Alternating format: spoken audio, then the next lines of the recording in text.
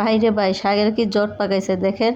এরকম জট পাকেন না, শাক ছাড়াইতে যে কত কষ্ট। এরকম শাক উত্তরবঙ্গের মানুষ খেতে ভালোবাসে, আমি তাদের সাথে থেকে মিশা শিখছি। আমি আবার শাক খাই কুচি কুচি করে, কিন্তু এরকম শাক উত্তরবঙ্গের মানুষ খায়, সেজন্য আজকে আমি এর স্টাইলে শাকটা ভাজি করব। হ্যালো গাইস, কী অবস্থা? আশা করি সবাই ভালো আছেন, আমিও ভালো আছি। আজকে আর একটা নতুন ভিডিও নিয়ে চলে আসলাম। আজকে দুইটা রান্না আপনাদের সাথে শেয়ার করব। একটা কলমি শাক ভাজি আর একটা সরপুঁটি মাছ ভুনা। তা আমি কীভাবে রান্না করি সেটাই আজকে আপনাদের সাথে শেয়ার করবো। আমি কাউরে রান্না শিখাই না, বাট কারোর থেকে শিখিও না। আমি যেভাবে রান্না করি, যেভাবে খাই, সেভাবে আপনাদের সাথে শেয়ার করি। তা দেন কড়াইটা বসে নিলাম, বসে নিয়ে তেল দিয়ে তেলটা গরম করে নিয়ে মাছগুলো দিয়ে দিছি। সরপুঁটি মাছ আজকে আসার সময় বাজার থেকে নিয়ে আসলাম, বাজার গেছিলাম, বাজার থেকে দুইটা বড় বড় সরপুঁটি মাছ নিয়ে আসছি। সরপুঁটি মাছ বেছে একটা খাই না, তারপরে তাজা তাজা মাছ দেখে পছন্দ হলো নিয়ে আসলাম। তো দেন মাছগুলো প্রায় ভাজা হইয়া যাইতেছে, সুন্দর করে ভাজা নিতেছি। রাত্রে তো এই জন্য এরকম অন্ধকার দেখা যাইতেছে। আমার ঘরে আবার লাইটিং কম, কিছু লাইটিংয়ের ব্যবস্থা করতে হবে।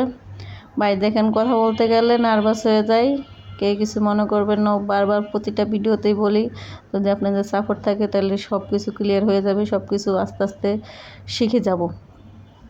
তাদের মাছ ভাজাগুলো হয়ে গেছে, পেঁয়াজ বসিয়ে দিলাম। এই পেঁয়াজগুলো হয়েছে আলু ভর্তা করবো, আলু ভর্তা করবো দেখে সেজন্য তেল, মাছ ভাজার তেলের ভিতরে পেঁয়াজগুলো, মরিচগুলো, ধনিয়া পাতা ভেজে নিলাম, নিয়ে উঠিয়ে নিলাম। ভাজা শেষ হয়ে গেছে, এখন উঠে এই তেলের মধ্যেই আমি মাছটা ভুনা করব। তো মাছটা ভুনা করবো সেজন্য পেঁয়াজগুলো উঠে নিচ্ছে। আবার এখন নতুন করে পেঁয়াজ দিব।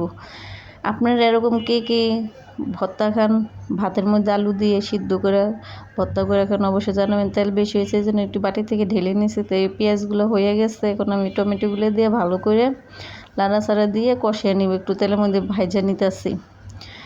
আজকের রান্নাটা অন্যরকম হবে, অন্য স্টাইলের ভাবে হবে। আমি যেভাবে রান্না করে স্টাইল করি সেভাবেই দেখাই। তো একটু আদা রসুন বাটার পানি দিয়ে দিচ্ছি, যাতে একটু ভালো করে হয়, সিদ্ধ হয়, গন্ধটা চলে যায়। তো এখন পরিমাণ মতো হলুদ গুঁড়া, মরিচ গুঁড়া, লবণ যা লাগে সব কিছু দিয়ে দিছি, কাঁচামরিচ দিয়ে দিছি। তো এখন একটু দিয়ে ঢাকনা দিয়ে দিলাম। পানি দেওয়া লাগবে না, যেহেতু টমেটোর থেকে পানি বের হয়। আমার ফাইনালি তরকারিটি কষানো শেষ হয়ে যাইতেছে, এখন আমি পানি দিয়ে দিলাম পরিমাণ মতো। আজকের রান্নাটা খুবই ভালো লাগবে। এই সময় টমেটো খুবই দাম, তারপরও টমেটো আনার চেষ্টা করি। আমি টমেটো অনেক পছন্দ করি, সেজন্য। আবার ভাববেন না যে বড়লোকি ভাব দেখে, বড়লোকি ভাব না ভাই, আমি একটু টমেটো পছন্দ করি। আমি সাধারণ মানুষ, আমি যেটা খেতে ভালোবাসি সেটাই আনি। না, আমার সব তরকারি মোটামুটি ভালো লাগে, কোনোটাই খারাপ লাগে না। তো যে কম বেশি একটা ভালো লাগে আছে না, একটা বেশি ভালো লাগে, একটু কম ভালো লাগে, সেটার মধ্যে হলো বেশি ভালো লাগাটা হলো টমেটো। দেখেন আমার টমেটো রান্না প্রায় হয়ে যাইতেছে, এখন মাছগুলো দিয়ে দিছি, দিয়ে উপর থেকে ধনিয়া কুচি ছড়িয়ে দিলাম, যাতে একটু সুন্দর গ্রান বের হয়। ধনিয়া পাতা ছাড়া আমার ভালো লাগে না, ধনিয়া পাতা ছাড়া আমার কেমন জানি লাগে তরকারিতে। ধনিয়া পাতা এখন এতটা গ্রান নাই, তারপরও দেওয়ার চেষ্টা করি। দেন আমার মাছগুলো হয়ে গেছে, প্রায় ঢাকনা দিয়ে একটু পরে ঘুরে আসলাম, দেখি মাছ হয়ে গেছে। এখন কালারটা দেখেন অসাধারণ হয়েছে দেখতে, যেমন সুন্দর, খেতে তার থেকে অনেক লোভনীয়। আমার রান্না আমার কাছে খুবই ভালো লাগে। আমার রান্নার প্রশংসা আমিই করি। জানি আপনারা বলবেন যে কি মানুষ পাগল হলে এরকমই হয়। না রে ভাই, আমি কোনো পাগল না, আমি আমার রান্নাকে ভালোবাসি, আমার রান্নাকে আমি পছন্দ করি।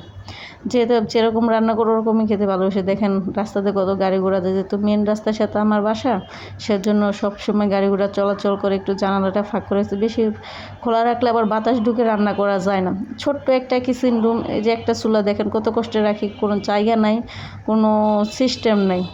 একটা রুমের মধ্যে একটা কিচেন রুম, যেহেতু মানুষ আমি একা, সেজন্য একটা রুম, একটা কিচেন রুম। রান্না যখন করি আমার এত খারাপ লাগে, এত গরম লাগে যা বলার বাইরে। তারপর কি করব, পেটের দায় রান্না করে খাইতেই হয়, না খেলে তো চলবে না। যেহেতু মানুষ হয়ে জন্ম নিচ্ছে, খাওয়া তো লাগবেই। তো দেখেন আমার কলমি শাক ভাজিটা পরে হয়ে গেছে। কথা বলতে বলতে কোন দিক দিয়ে যে ভাজি হয়ে গেছে তা বলতেই পারি না। দেখেন কীরকম জট পাকাইছে, এই জট ছাড়াইতে অনেক কষ্ট হয়ে যায়। এরকম জট পাকানো শাক, কলমি শাক উত্তরবঙ্গের মানুষ খেতে অনেক ভালোবাসে। তাই আমি আজকে সেই স্টাইলের কলমি শাক ভাজি করছি। তো আজকে আমার ব্লগটা এই পর্যন্তই। আল্লাহ হাফেজ, নতুন আরেকটা ভিডিও নিয়ে চলে আসবো।